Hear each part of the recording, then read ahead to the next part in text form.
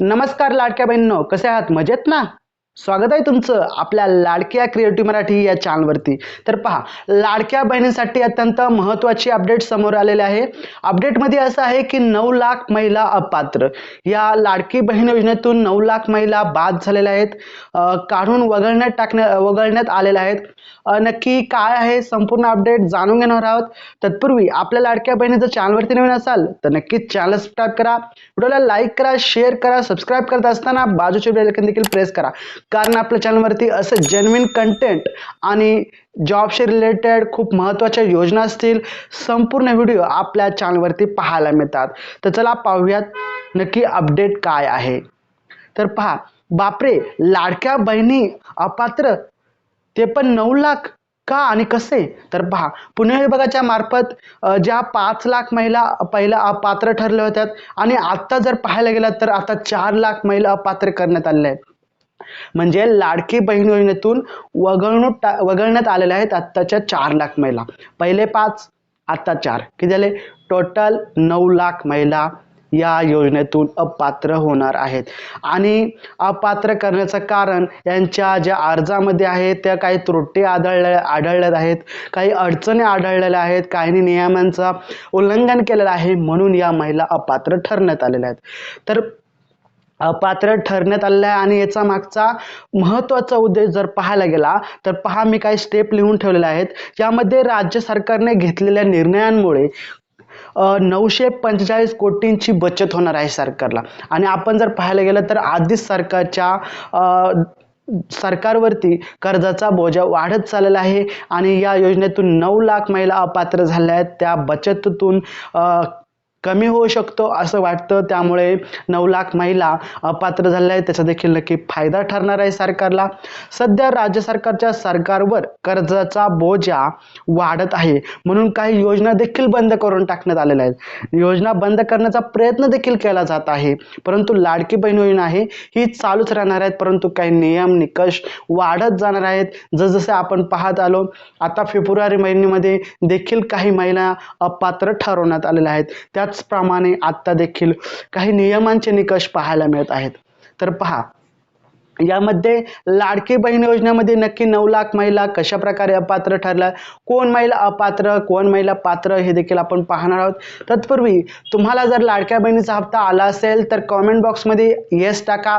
त्याचबरोबर तुमच्या गावाचं नाव, जिल्ह्याचं नाव टाका, जेणेकरून इतरांना देखील ती इन्फॉर्मेशन समजेल की आमच्या जिल्ह्यामध्ये देखील आता पैशाची वाटप सुरू झाले आहे. 1500 रुपयाचा हप्ता आलेला आहे, येत आहे, सुरुवात झाली आहे. परंतु ज्या महिलांना आला नाही त्यांनी नाही म्हणून टाका आणि जिल्हा वगैरे टाका, जेणेकरून दुसऱ्यांना देखील ही महत्त्वाची माहिती मिळेल. आणि हा व्हिडिओ जास्तीत जास्त शेअर करायला विसरू नका. तर पहा, लाडकी बहीण योजनेतून 9 लाख महिला अपात्र ठरण्याचं कारण कोणत्या महिला अपात्र? तर सर्वात महत्त्वाचा मुद्दा जर पाहायला गेला तर 4 चाकी वाहन.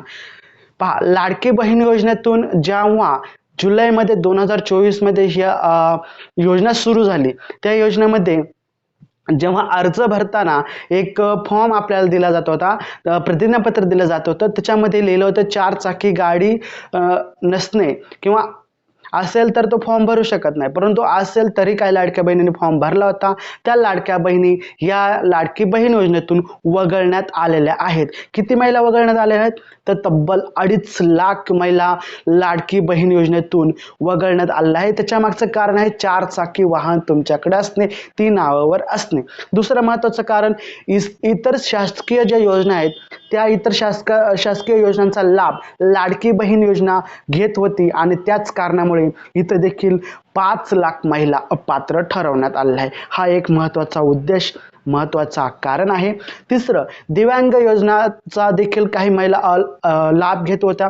त्या ज्या महिला दिव्यांग आहेत त्यांनी इतर दिव्यांग योजनेचा लाभ देखील घेऊन आणि काही योजना म्हणजेच अजून पैसे मिळावेत म्हणून लाडकी बहीण योजनेचा देखील लाभ घेत आहेत आणि म्हणूनच या ठिकाणी त्या देखील महिला अपात्र ठरवण्यात आलेल्या आहेत.